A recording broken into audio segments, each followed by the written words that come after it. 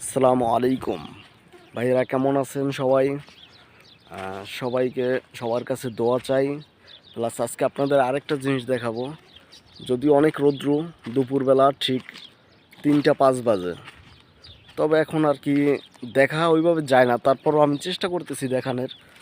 আপনার যেদিকে চোখ দিবেন শুধু পাহাড় আর পাহাড়, লাল পাহাড়, সাদা পাহাড়, কালো পাহাড়।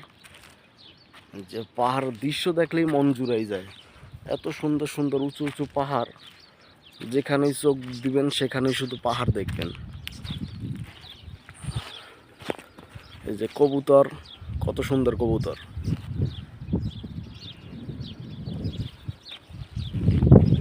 এখানে একটা রাস্তা হইতে আছে, মাশাআল্লাহ অনেক সুন্দর।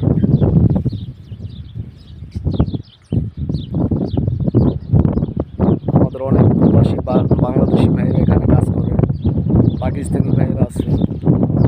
যে পাহাড়গুলো দেখেন অনেক সুন্দর লাগে। তো আমি বেশি যখন সময় পাই পাহাড়ের কাছাকাছি থাকতে খুব ভালো লাগে, এই জন্য পাহাড়ের কাছে যাই, গেলে আমার মনটা জুড়ে যায়।